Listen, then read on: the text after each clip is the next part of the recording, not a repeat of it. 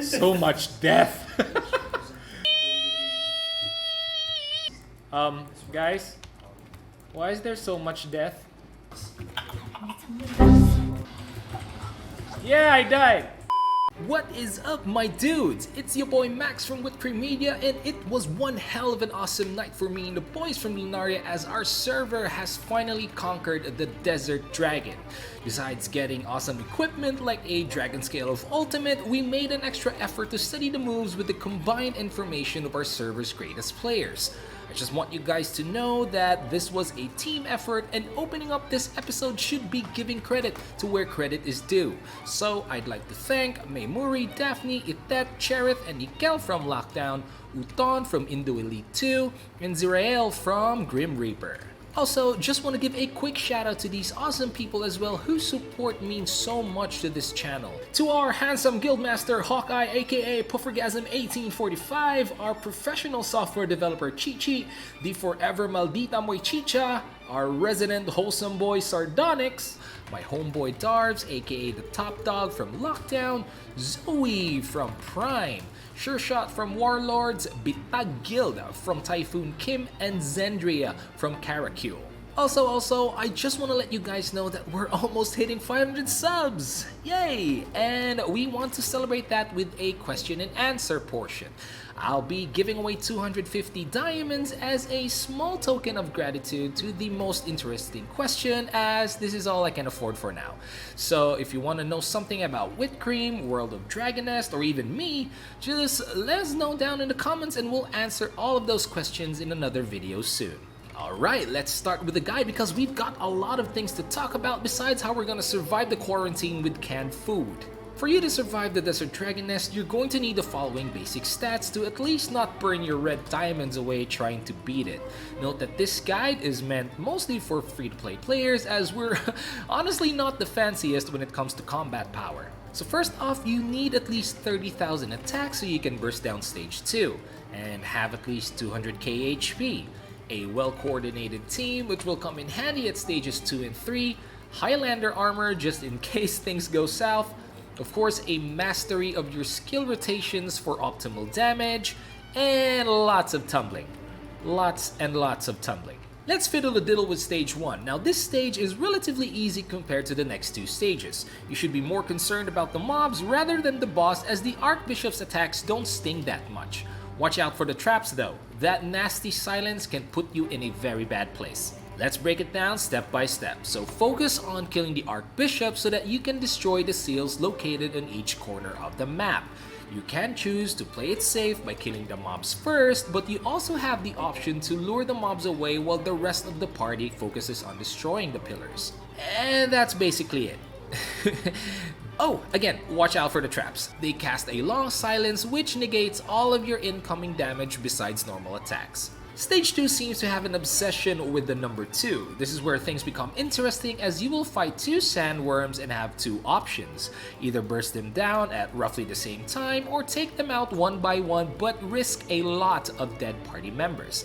I'll explain both options and their steps. Now option 1's process is relatively easy. The trick is to lure them both somewhere in the map, which is made easier as they'll open their attacks with a usual sandworm roll.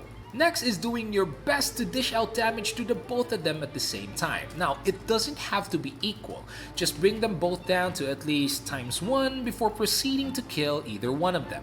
Once a sandworm dies, it will unleash a charging wide AoE attack. I hope your chain skills are ready, as this is where you should burst down the next sandworm and run away as fast as you can to the next entrance.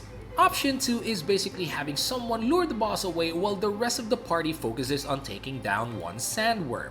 As soon as one sandworm dies, head over to the safe spot and wait for the mechanic to come off. The next part is where your dodging skills will be tested.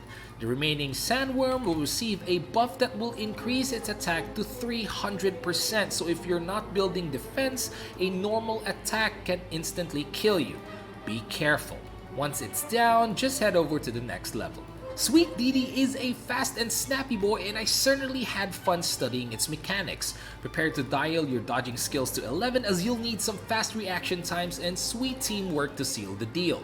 The attacks that you need to watch out for are the multiple stomps, tornadoes, dragon breath, tail swipes, and the map-wide explosion attack. My advice, don't stay too close to it. DD's opening skills will either be a tail whip or a stomp, so there's nothing really threatening besides the fast wide swipe. You can choose to tumble in and continue dealing damage. As soon as DD drops below 80%, it will fly away and do a very fast dash. Just move to the sides or time your tumble right. Once it reaches 60% HP, the whole party will be feared, which is equivalent to a stun, so you can use cleanse. And the dragon will fly away. The tornado mechanic will start at the last person targeted and will spin clockwise. The tornadoes will deal a lot of damage and will emit some smaller yet random tornadoes along the way. You need to keep dodging these while also moving clockwise to avoid the tornado column. At 50% HP, the dragon will charge up and unleash a map-wide attack with alternating explosions. Remember the Gigantus Hell mechanic where he shoves his hand to the ground and 2 alternating explosions happen? Yeah, it's that but jacked up on steroids and will hurt like hell, so do your best to dodge it.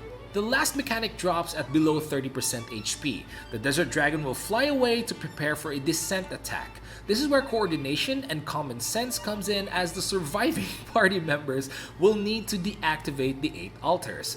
If Vayne Stage 1 was hard for you, then you definitely need to step up your game and check your surroundings. The most important thing to watch out for are the purple circles, as this will cause a sand swamp effect, which is basically another stun, and will last for a very long period. Golems will spawn to annoy the heck out of you, so if you get caught in the crowd control without a cleanse, you're good as dead. Once all of the altars are deactivated, the dragon will fall to the ground like a cute sleeping puppy, which gives you a chance to deal some damage unharmed. From there, it will continue its basic attacks until you take it down. Besides the whole grinding and slot imprint issue, I'm really satisfied with the new content. The current patch is a huge leap in terms of mechanical challenge and puts the spirit of the Dragonest franchise right where it belongs. A third-person action puzzle game that captivates those who seek a challenge. Thank you so much for making it to the end, and we hope this guide helped you out. If you think I missed something, please let me know down in the comments. I just want to take this moment to say thank you to all of our subscribers and viewers that have supported this channel since the beginning. From the deepest parts of our hearts, maraming salamat po.